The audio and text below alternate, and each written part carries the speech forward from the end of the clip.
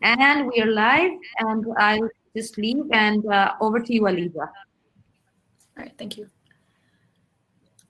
All right. Hello, everyone. I'm thrilled to be welcoming you all to this session where we talk about a very important topic, privilege, agency in decision-making, and gender equality.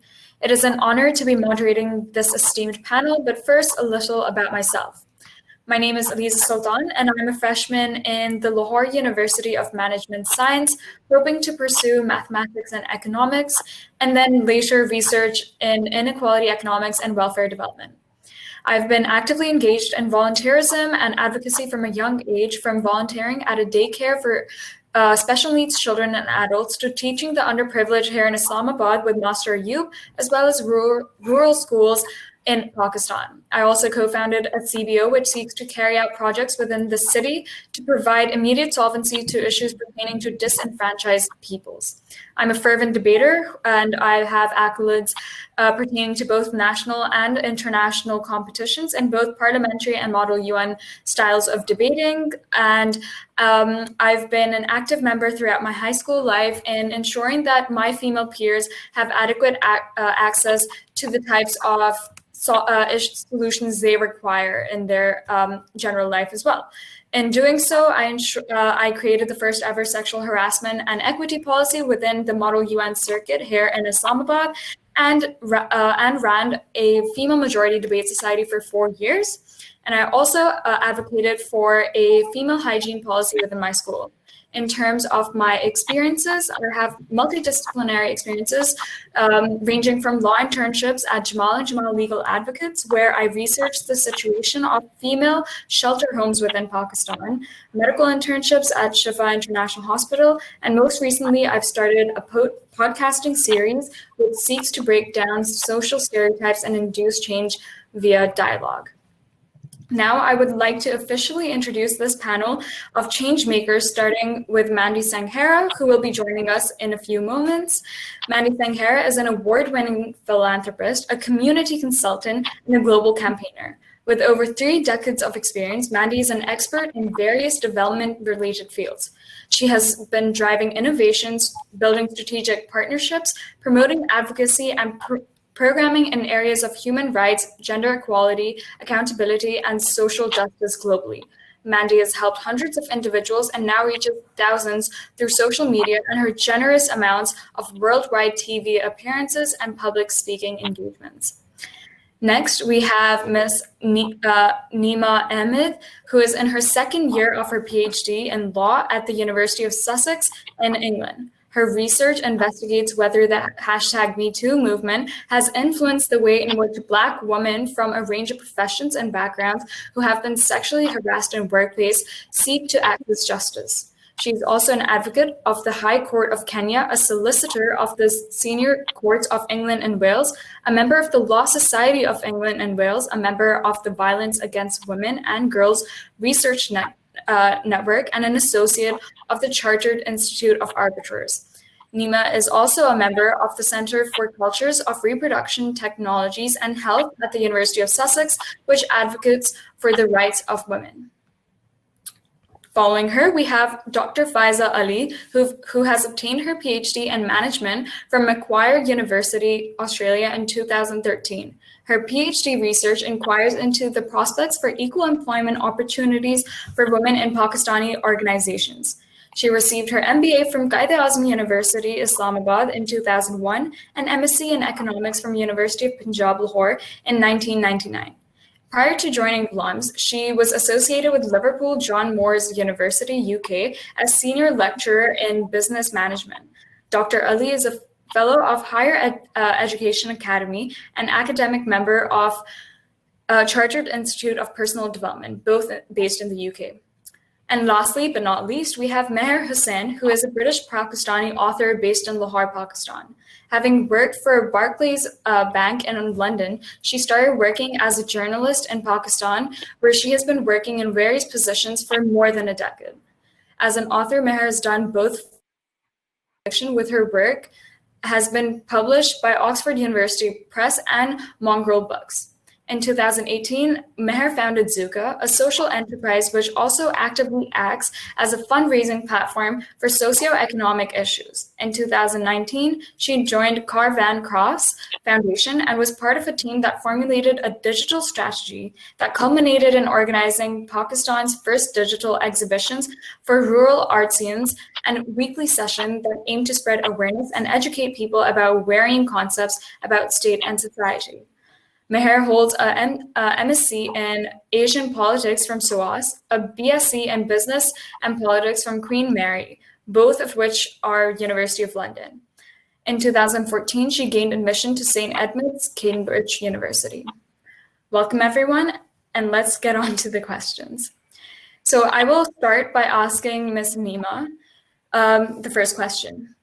Do you think that women that come from minority backgrounds have equitable access to, if not the justice system itself, but alternative forms of justice? For example, non-disclosure agreements and social justice. Do women who choose alternate justice actually get retribution? And do they have an equal voice in dictating the outcome of cases, or do they just become martyrs to the cause? Thank you, Aliza.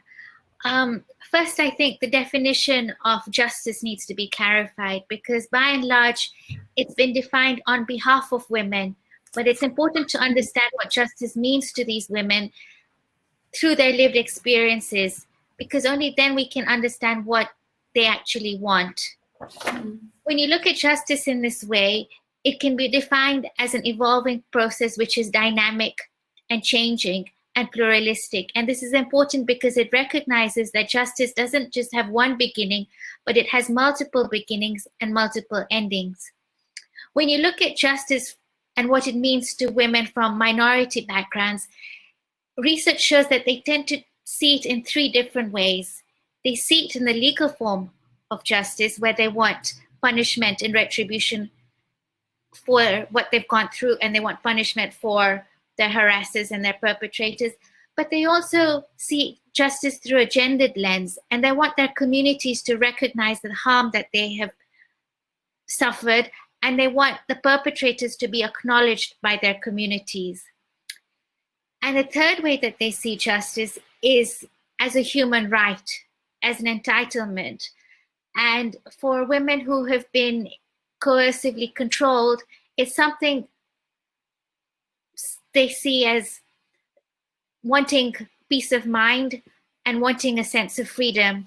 So what justice means differs depending on the circumstances of women. Going to your question about non-disclosure agreements, these are generally written on behalf of employers and the pro-employer. And the issue with non-disclosure agreements is that women have a very weak bargaining power when it comes to negotiating them. They don't tend to understand what rights they're being signed away when they sign these agreements, because in some circumstances they may be signing their right to report the sexual harassment or abuse that's happened in the workplace. So it's really important for women to actually get separate independent legal advice when it comes to signing non-disclosure agreements, because they tend to help the employers more than they help them. Turning to your question about whether alternative justice actually gets retribution, this is complex and it's multi-layered, and it goes back to what I was saying earlier about what sort of justice women want. And in situations where women are operating in a patriarchy, that affects what sort of retribution they get, because in families and in communities which are patriarchal, they're actually prevented and deterred from speaking out. And then you add another layer on top of this, if there's religious influence, if they have religious leaders who are actually influencing them and drawing on religious scriptures and texts to prevent them from speaking out, this again hinders what they want and what they would like to get. You add another layer on top of that, and you think about if they're operating in a Western context and language is an issue, then you have a language barrier. If the justice that they're seeking is nuanced, which it can be, and the interpreter doesn't understand or misconstrues what justice is being sought, then that is also an issue. So it's complex. And lastly, in relation to about equality of voice, I think from the outset, for women from minority backgrounds, they're at a disadvantage because of their intersection of their gender, their race, and their class, especially when they're operating in a patriarchy where they might be suppressed and they may not be allowed to speak out. And and if they're operating in a legal system which is endemically racist, then again, what they want is not being heard because the nuances of what they want isn't actually being addressed and recognized by the legal system. On top of that, if you add whether you have to think about what sort of social capital is available to them and whether they're able to seek help to be able to get the redress that they want, and whether they have the legal resources that are available in terms of free legal advice, in terms of hotlines, in terms of advice from friends. It all depends on so many factors, which makes it for women of minority backgrounds, it makes it more complex. One question I do have about the NDA agreements and stuff like that is the fact that there's a lot of women who actually come from backgrounds where they understand what an NDA entails and they understand what their capacity would be in speaking up about the issues that they've faced. However, what do you think it is that still pushes them to opt for options like NDAs over the traditional sort of justice? So there are a few issues. One is the trauma of having to go to court and speak in front, go through they're already, at the time, after sexual harassment takes place, there's a lot of effects and trauma that women go through. I mean, they go through the various side effects. There's trauma, there's depression, they suffer from sleep disorders. They may have they may be losing their jobs. So apart from the emotional and psychological trauma that they go through, there's the financial burden. And can they actually afford to take it to the tribunals? And in a lot of situations, well, in the UK, it's not free, so you have to pay for it. Workplace discrimination is eligible for legal aid, but a lot of women are not aware of that. So one reason why they do tend to sign NDAs is to just put an end to it. They've just had enough. They want to move on with their lives. They're getting money, and it gives them a chance to then start over, because a lot of women just can't take the trauma, and there's a weak bargaining power, and there's an imbalance in bargaining power, and they may not be able to afford legal advice. So it's not so straightforward. There's so many issues at play. You also talked about the role that patriarchy plays, right? So I'd like to segue into the Me Too movement and generally how that's come about. So a lot of developing nations, particularly in Southeast Asia, such as Pakistan and India, are undergoing an era of digital penetration. So do you think these digital movements, such as the Me Too itself, appeal the feminist movement not helping the people who need it most? And can women from such backgrounds actually use it to the fullest extent and use it meaningfully? And if not, how do you think we can transfer the knowledge for them to be able to do so? So I think the issue with the Me Too movement in Southeast Asia is very similar to what it is in the West, in that it is dominated by middle class, generally secular women who have access to the internet. And when you're looking at a country like Pakistan, you have only 37% of the population who actually knows about the internet and who has access to it. So within that sphere itself, a lot of women are not even aware of their rights. They're not even aware of the Me Too movement. So you're looking at, for instance, women who are healthcare workers who are working in rural areas and helping women with family planning. You're looking at Christian sanitation workers who are already being discriminated against. You're looking at domestic workers. You're looking at women who are working in the informal sector, who are not actually protected by the laws in Pakistan against sexual harassment in the workplace. So then the issue then is, how do we explain to these women at the grassroots levels what are their rights, but in a way that is culturally sensitive and understands the nuances of, it takes into account the nuances of where you're operating. And so you would look at programs such as education in school to deal with sexual harassment. You're looking at gender safety training, which can be done through the collaboration of the government with NGOs and the media, so that women through radio, through television, so that women at grassroots levels understand what their rights are and how they can protect themselves. And that's what Me Too is about, being able to speak out, but also being aware of what is actually happening to you and stopping it from escalating. Dr. Faiza, my next question is posed to you. So women all around Pakistan are often shamed into reneging their statements that they've made against perpetrators, and this includes women who come from backgrounds that are considered to be more privileged. So how far do you think privilege can actually protect women from situations like these? I'm sorry, can you repeat the question, because your voice was cutting out? Yeah, of course. So a lot of times women that come from countries like Pakistan, they're often shamed into reneging their statements that they've made against perpetrators. And this also includes women who come from backgrounds of privilege, right? So how far do you think privilege goes to protect women from situations like these? Well, in terms of if you talk about sexual harassment, so I did.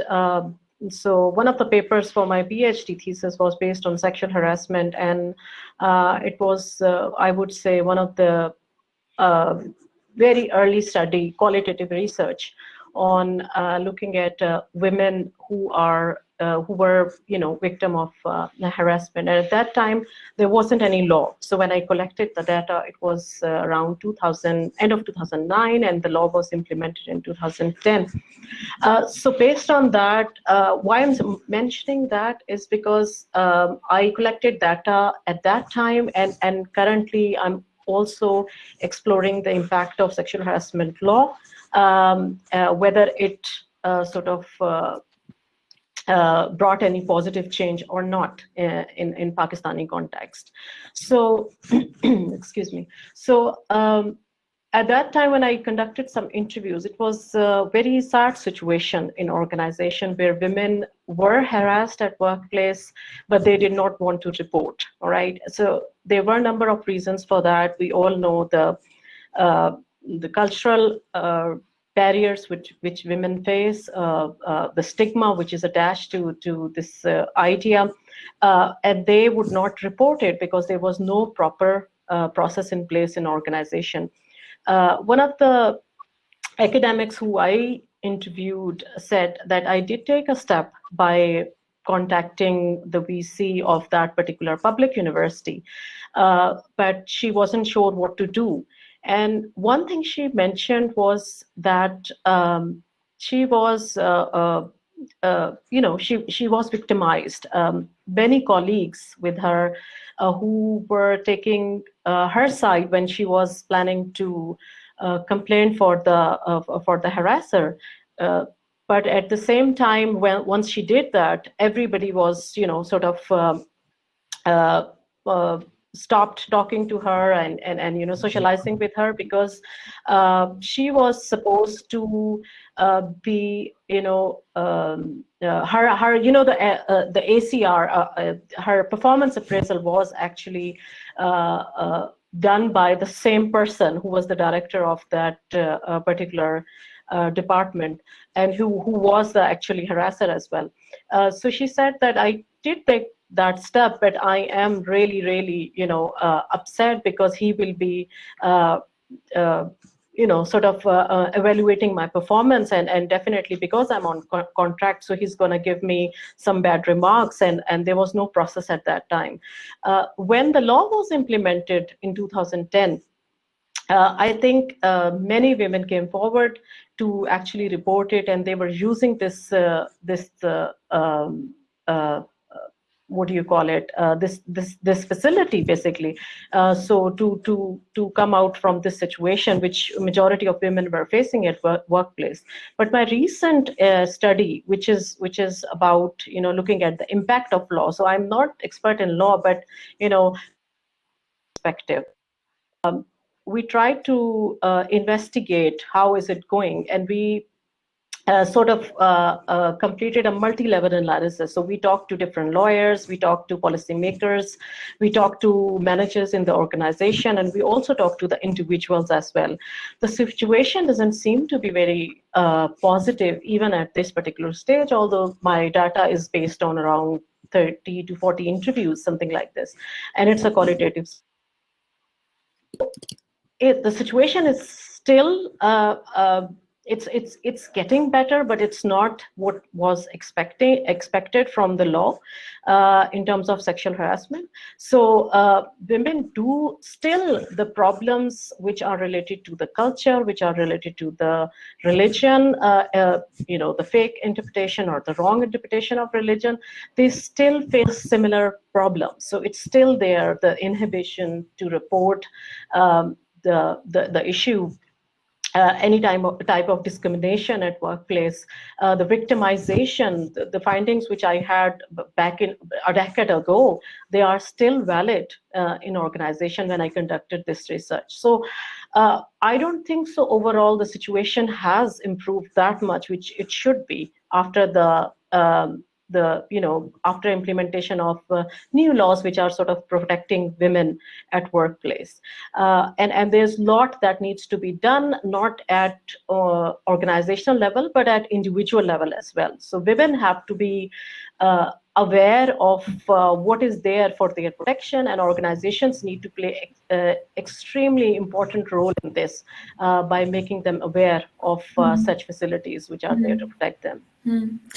I think in terms of the facilities themselves, even when I was doing that research on the shelter homes in Pakistan, we called up a few of the shelter homes under the guise of a victim to see how their processes work, right? And a lot of times we would get the response, oh, the manager call back at a later time. And when we would call back, they wouldn't even pick up. A lot of there's just even when the infrastructure exists, I don't think they're adequately employing it or upholding what its actual purpose is. And then there's a lot of barriers in terms of the amount of capacity they have or the freedom they have in order to just be able to obtain the types of peace of mind Miss Neema was talking about and the type of justice they wanted. So in the shelter homes themselves, a lot of these women would go away from their families, obviously, with their kids. And in the case that they have a son, at the age of 18, that son has to move out of that shelter home. So it's where is this child going to go, and what is the mother supposed to do without that child? So I think there's a lot of issues regarding that, and they need a lot of solvency as well. Absolutely, I agree, and I think one of my new projects which I'm going to work on is looking at the social media. So I have noticed, based on my observation, that there are certain groups who not majority, but everyone come up with the anonymous query, and people respond to it. And then there is other side of women as well who are they are quite empowered, and they have their own way of dealing certain situations. So I think we need to really investigate what's happening in real life of women, rather than just looking at the theories and understanding what's happening and what can be done. So and majority of women over there, they don't want to leave because of economical reasons, because of the legislations which may not protect. So correct me if I'm wrong, women, or the process of getting justice in Pakistani society and even abroad as well. Even in the Western context, it's not easy. So it takes a lot of time, and women have to go through a lot of troubles to get what is just a human right, basically. Yeah, essentially, yeah. Miss Mehr is now here. Welcome. We already introduced you earlier, but it's really nice to see you finally. Likewise, it's wonderful to be here. I'm so sorry for all the connectivity issues. It's okay, don't worry about it. I hope, I'll pose a question to you about social justice, which is what we were just talking about. So do you think social justice can act as an appropriate alternative to legal platforms or mechanisms, particularly for women who don't have access to the legal avenues themselves?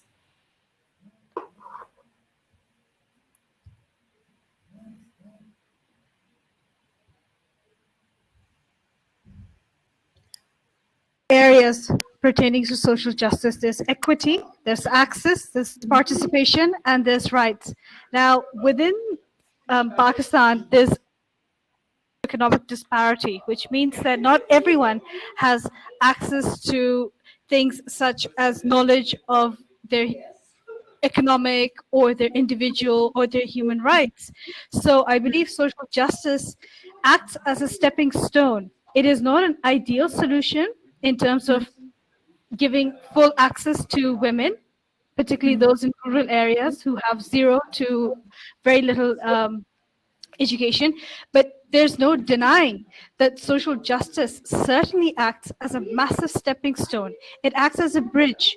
And with digital literacy, these women are then able to gain access to a variety of tools and resources through which they can learn about these things. They can learn about their basic rights. They can learn about communication. How can they tell their stories out there without having social justice can have a positive impact on society. But along with that, there has to be a lot more infrastructure to really have a long-term impact. And by that, obviously, I mean by the state, by the economic mechanisms that primarily work against these women. So it has to be a joint effort, but certainly, I think via the presence of non-government organizations, development, donor organizations, certainly there is an impact that cannot be denied. Okay. So you talked about how digital penetration and just the increased amount of access to digital platforms means that more women can get social justice. But similar to a question that I posed to Dr. Faiza, do you think, considering that a lot of women come out about issues like these, but are often made to retract their statements, do you think this is something that social justice and justice through social media platforms can actually overcome? And what role do you think privilege can play in this? So say a woman from Islamabad coming out about an incident instead of a woman who is from a rural village in central Punjab.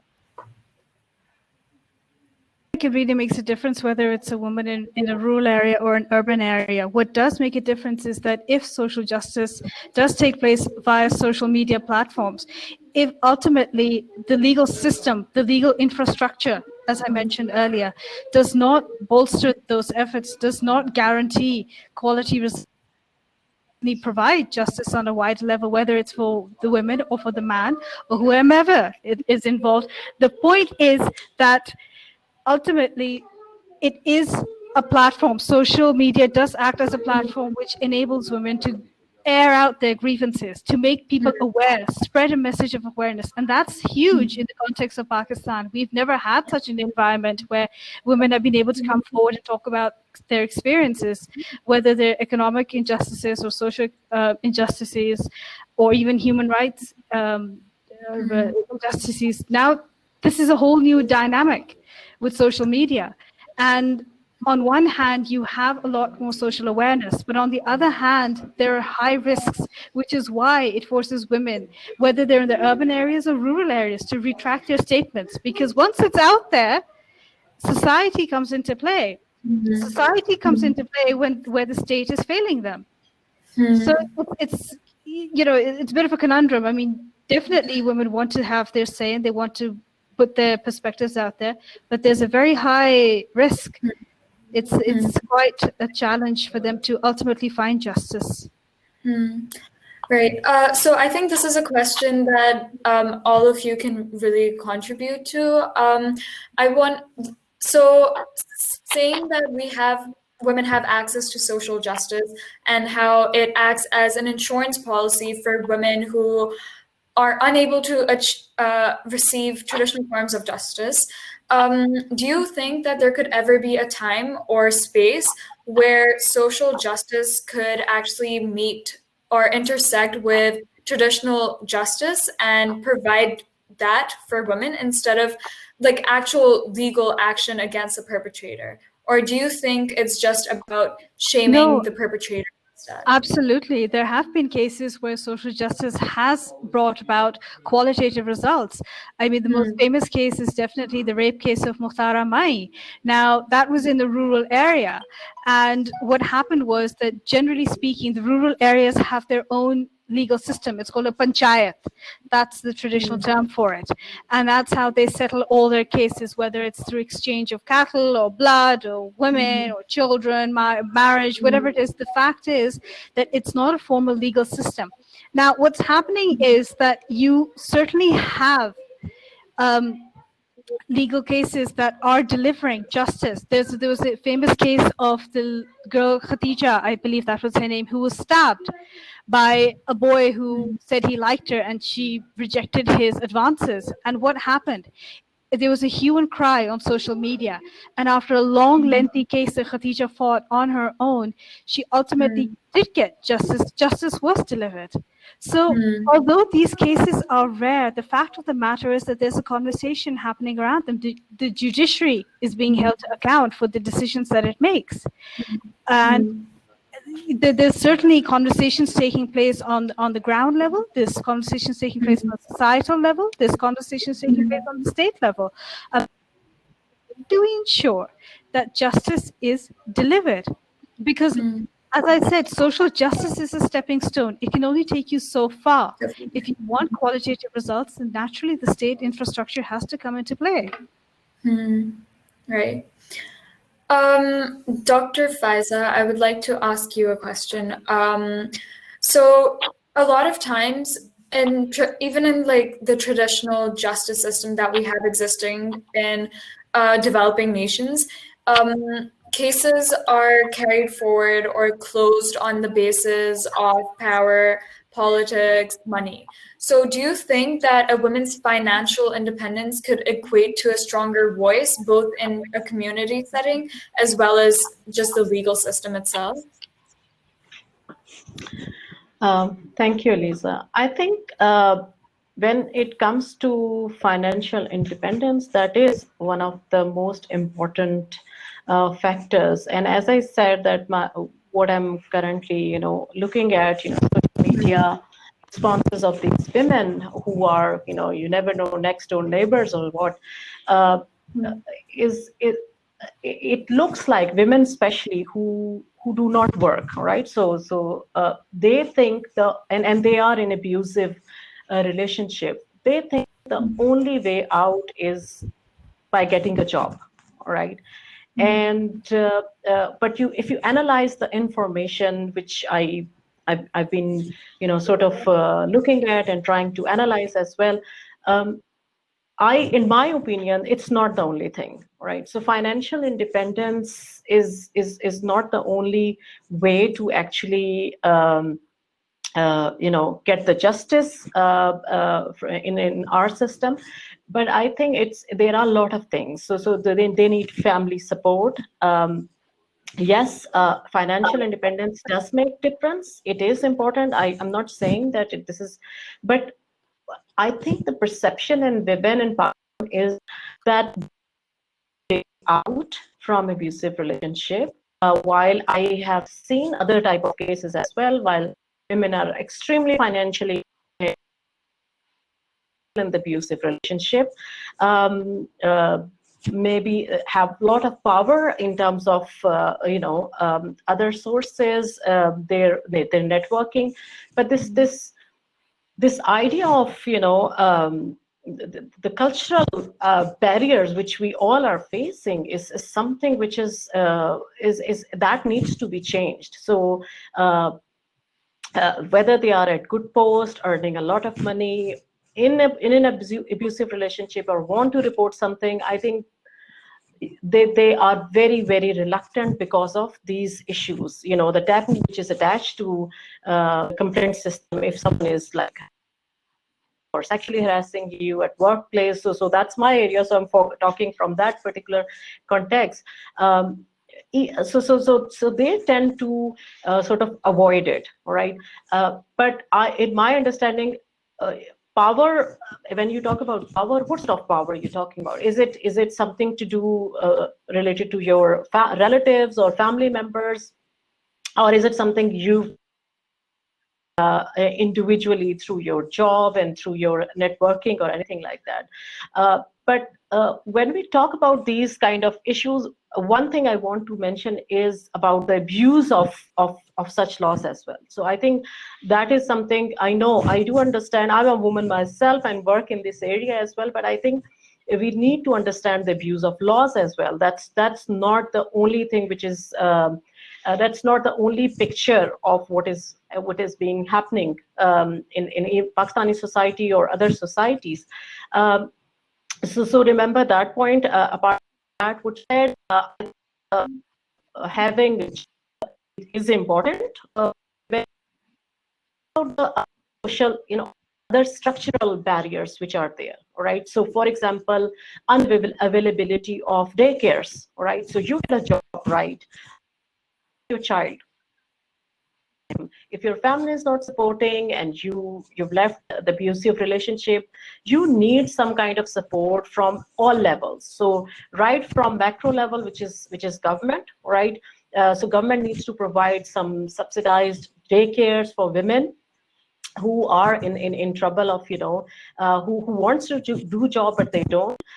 Then the organizations need to play extremely important role, and that's a meso organization level, and that's sort of my study as well. So these different multi-level systems need to be there to support women if they want to sort of move forward. Not just individual women can do anything, not the organizations or not the NGOs do all the things. These shelter houses and everything, it's just a temporary settlement to have more long-lasting effects in terms of improving women employment, women empowerment. We need to focus on gender mainstreaming. We need to have women in powerful positions. We need to support women by providing different platforms at different levels. So at organizational level, at government level, and obviously at family level, at individual level as well. So can I add to that?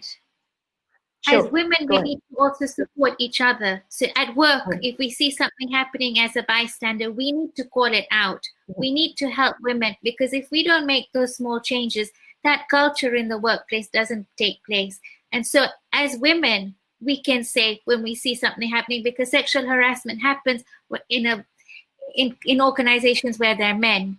So if we see something and we call it out and say, this should not be happening, this isn't right, then things start to change, and slowly the culture of the organization changes, and through that women get more empowered and they're able to speak out. It starts with small changes. Absolutely right, Neema. Absolutely, I would agree with everything that Faiza and Neema have just said. In fact, Faiza, I'm so happy that you brought about the concept of empowerment, because at Karwan, we work at the rural level. And one of the things that really irks me is when people say, this is women economic empowerment. I'm sorry, economic empowerment? The World Bank has stated that 1% of the female workforce in Pakistan, it's just 1%. That's not true. That's not true at all. These women are not even recognized as legal workers. They have zero access to state benefits, whatever they may be, however they may be. And economic empowerment, a woman is unable to buy a house, getting economically empowered to buy something for herself. That's the level that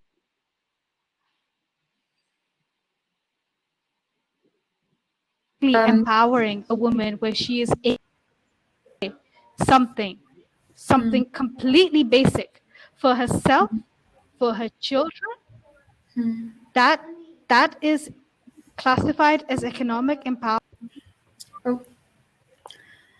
I think she disconnected. She'll probably join us again. One thing that I did find interesting in what she just said is the fact that the World Bank doesn't recognize a lot of women who are working in Pakistan right now. I think this goes back to what Neema said right at the start about like what the definition of justice itself is. I think every like legal definition that is like required in terms of being able to access state apparatus needs to be looked at through a gendered lens, because women won't have the same access to the access to the same facilities, nor do they have access to the same resources. So even if they fall under a blanket term, they're never going to be able to make it to the criteria to fulfill, to actually be considered that, right? So if I as a woman am deserving of certain rights in the workspace or certain protections in an informal setting where I'm working as well, I can never get that just because of the definitions that are laid down in the law. That's why it's so important to understand what justice means, what subjectively, what it means to them, so that we can actually help them seek the justice that they want, because very often they don't want legal justice. They don't want to go through the trauma of going to courts, you know? Yeah. So how far, to what extent do you believe that we can, because considering that all feminist issues are highly intersectional, there's a lot of different factors that come into play, whether that be gender, whether that be race, religion, status, the community you belong to. It's really important for us to actually be able to provide solvency to actually break those different levels down. So how do you guys think that could happen? And do you think that could actually happen? Could there ever be a time where just intersectionality won't be an issue anymore? I think it's always an issue. Intersectionality is a combination of all it's who you are as a person. It's, you know, your it's not just gender, race, class. It's your immigration status. It's your health. Since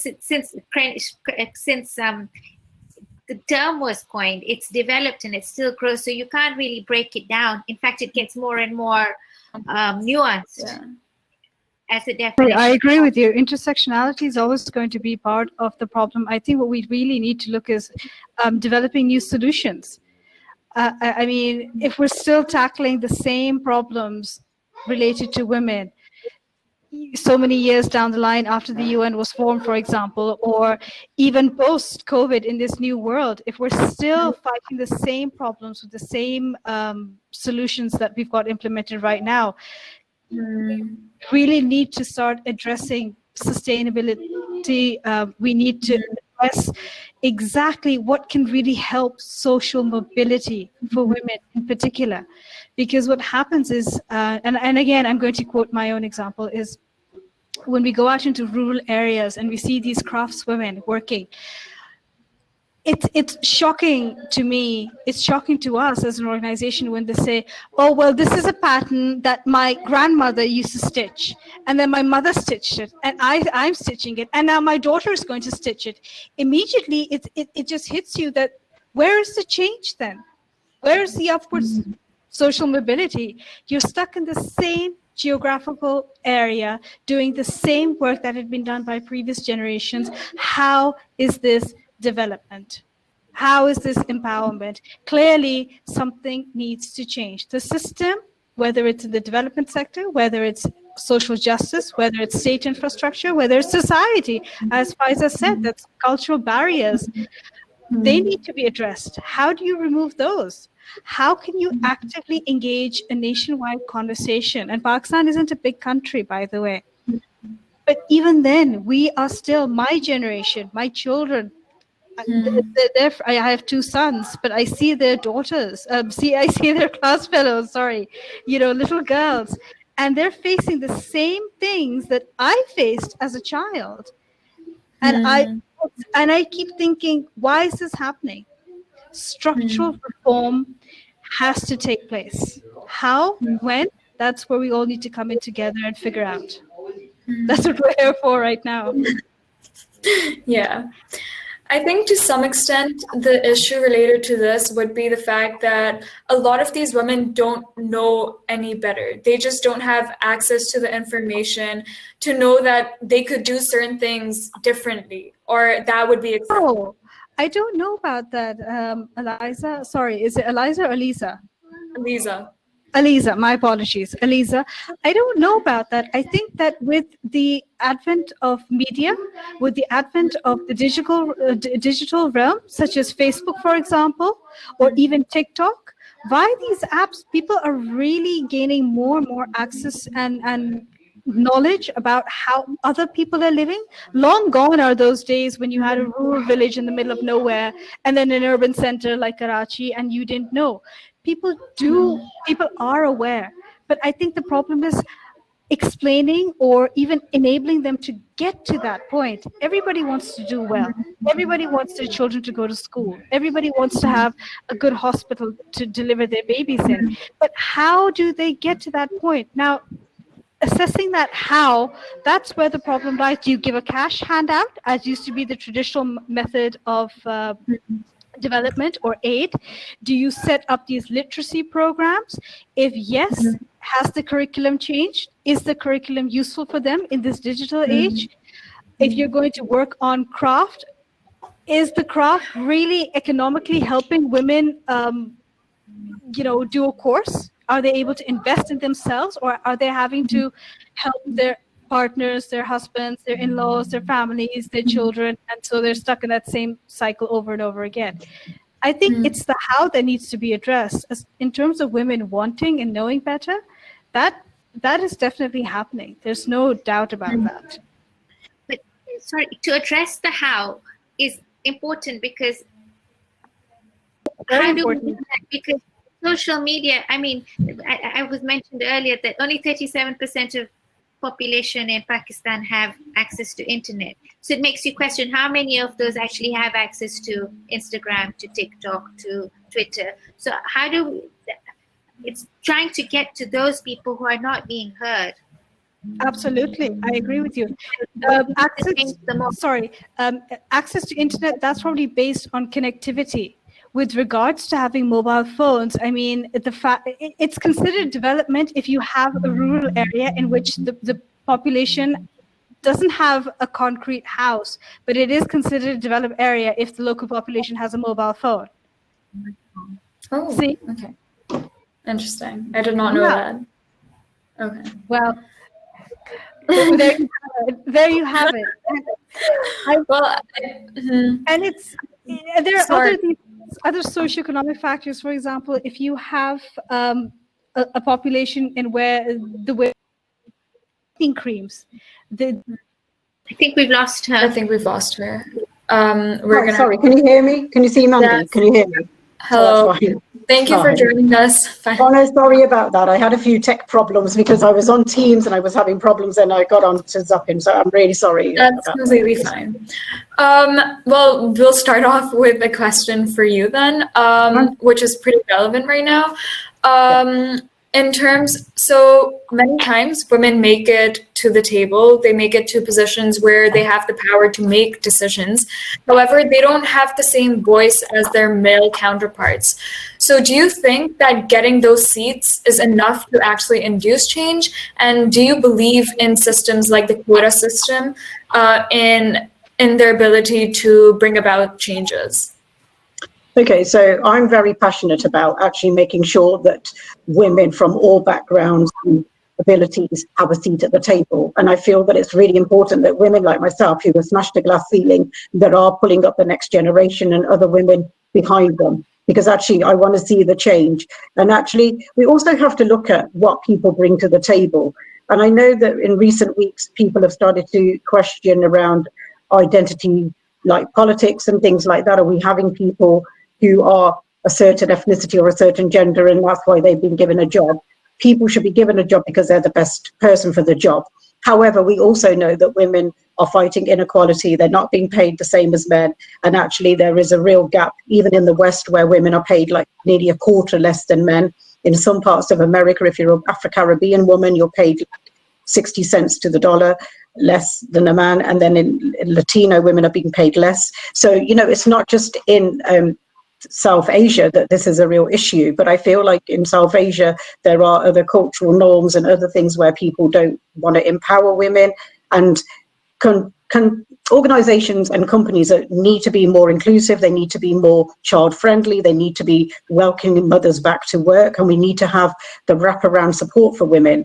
But actually also I feel like, you know, we need to be sort of having programs where we can mentor and empower women. We need to address the imposter syndrome that women sometimes have. So women might have the qualifications like yourself, Azalia. You might think I'm really qualified, or Faiza might think she's like, you know, ready for this job. But then she sits and sees me at the table and thinks, oh my God, I'm not as experienced as Mandy. And even though she might have a lot of experience, this imposter syndrome switch comes on in your head.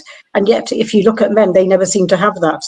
So, you know, it's because we've been conditioned, we have been taught to behave that way. So we need to sort of change mindsets. We need to empower like young people. We need to show women that we can smash those glass ceilings, and it becomes a floor for other women to come onto.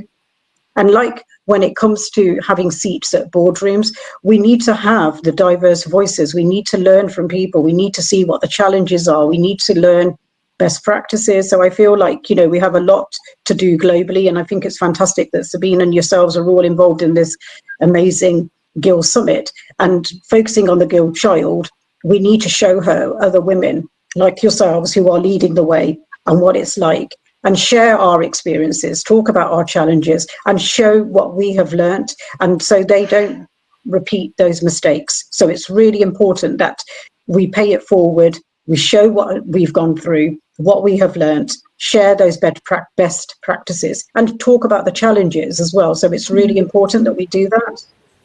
Right.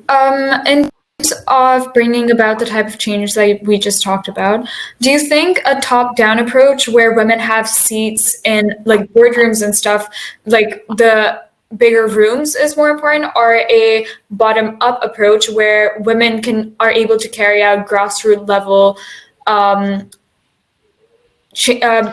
about grassroots? Okay, so I think you need a balance of both. I think that you need a combination of both, to be honest, because actually, you know, to me, it's really important that if you have smashed the glass ceiling, that it becomes a floor. And other women, when you're in positions of leadership, do not be threatened by other women behind you. You need to start bringing them along with you and make them your tribe. And sadly, I don't know why some women have this, you know, complex issue themselves and this self-esteem issue, and be worried about other women taking a seat and coming into their space. And we need to be a little bit more welcoming. We need to be sort of showing that actually, so let's just talk about, is it Neema, that she wanted to do tech, but actually she's really worried because there's only all men in the class. So actually, why not be her friend and go along to that class and support her?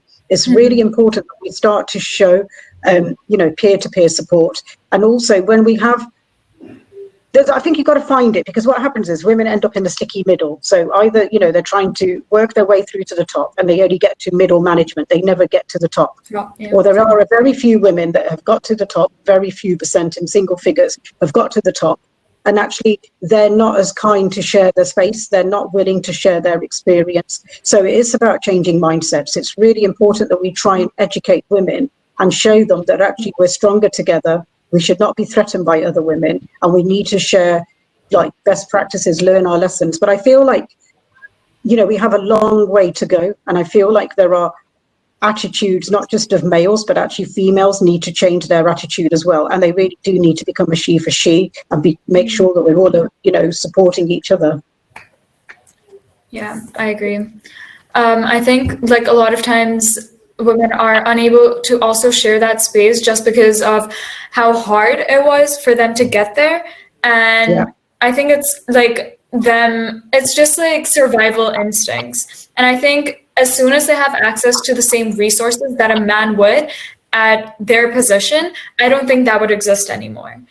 I think it's much. No, it wouldn't. I agree with you 100%. And I think like, like if you look at Sabine, so like to me, I have amazing connections around the world, and I'm not scared to connect people to each other because I believe that my relationship with different people is their own different relationship.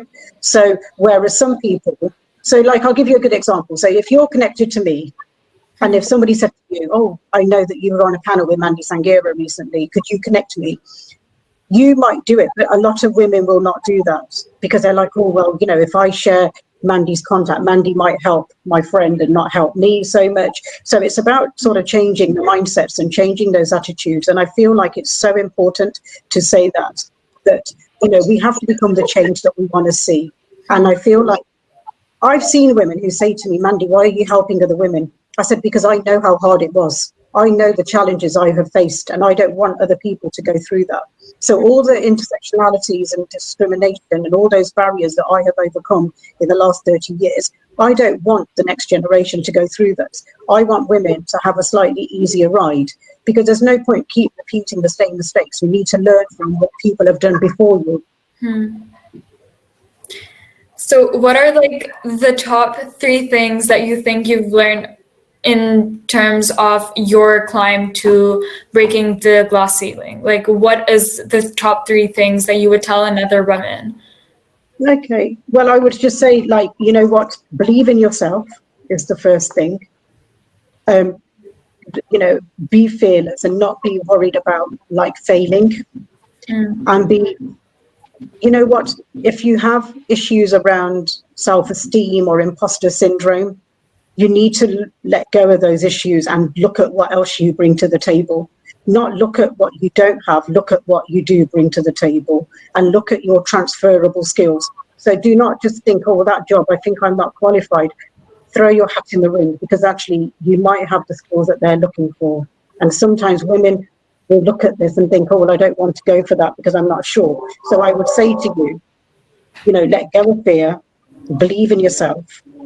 And then if you believe in yourself, other people are going to believe in you.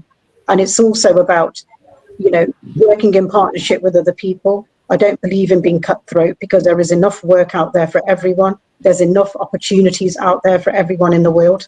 And I feel like, if we collaborate and work in partnership, the world becomes a lot better, because actually we achieve a lot more things together. So that would be my advice to people. Right. Okay. Another question for you.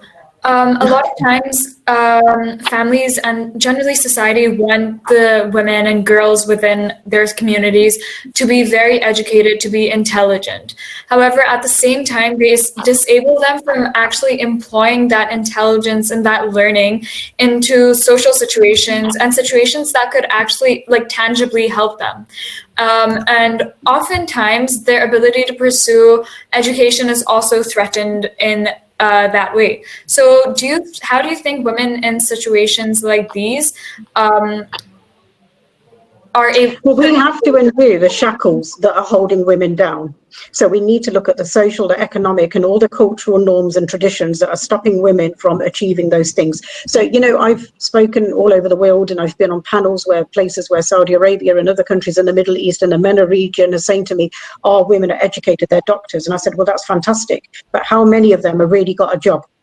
Oh, well, we don't want her to work. So, what's the point paying and getting someone to such a high level of education, but actually she's not allowed to do that? So what I would say, it's about changing attitudes. And one of the things I have done, and I think like in the subcontinent, is about showing parents, because I tackle a lot of issues around early child forced marriage and other issues. And what I say is, when we empower a girl and we educate her, she can work herself out of poverty. And I have seen a cycle changing where families now will keep their daughters till they're 22, 23, because actually they've got used to their income coming home and it's helping them to survive.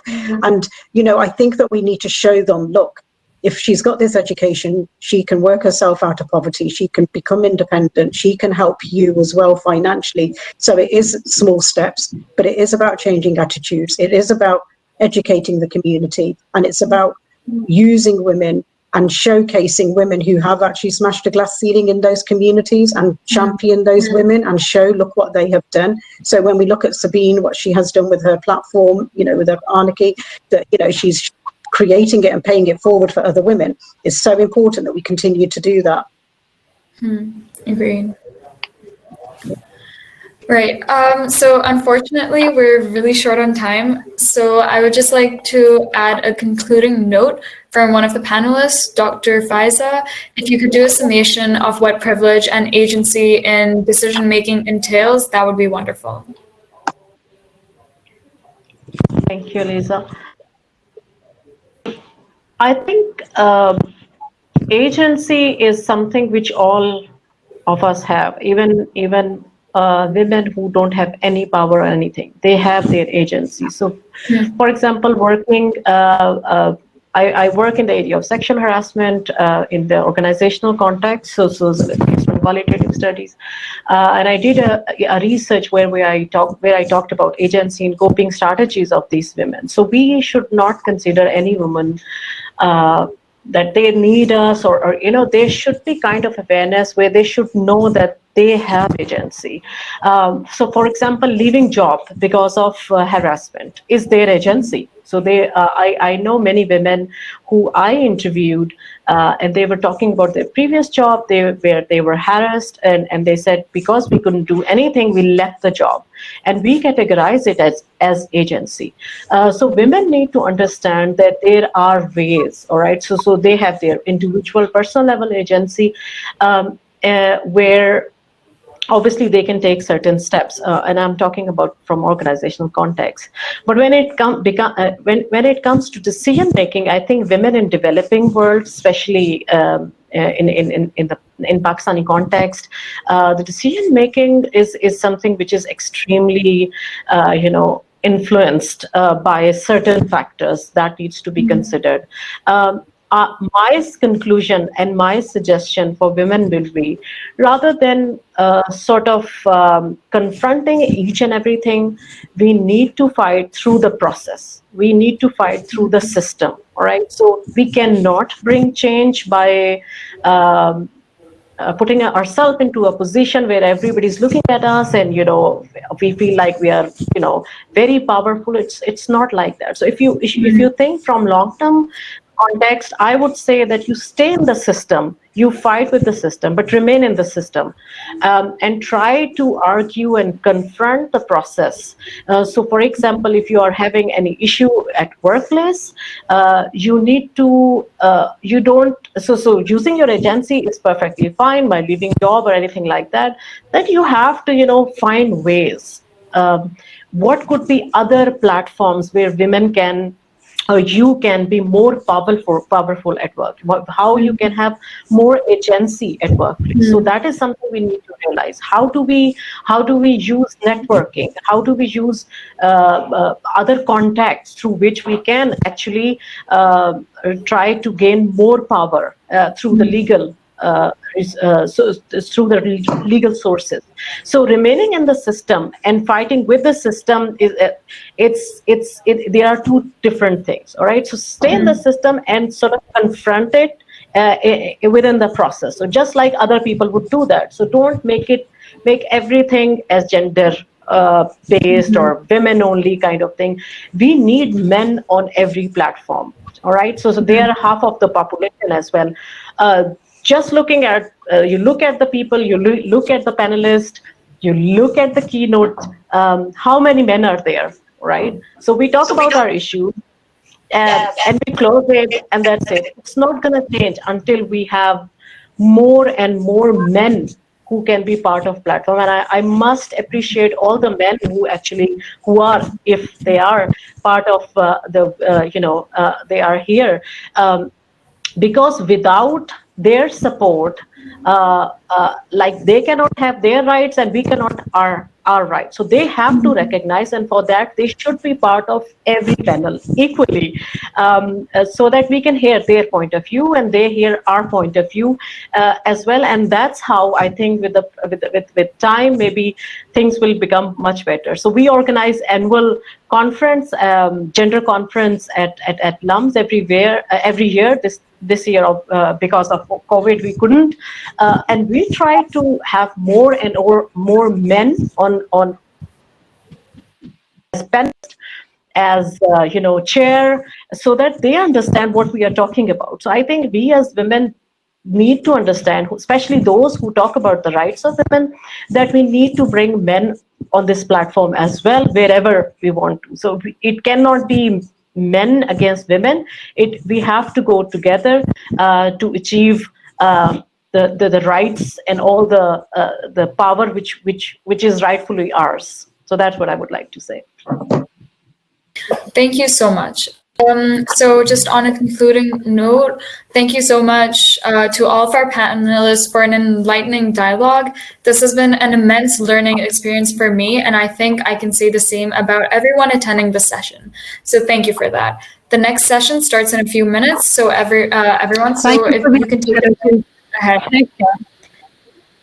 No problem. Thank you for having me. Thank you for being here, and honestly, it was a Take great care, everyone. experience for me as well. Thank you very much. Thank you.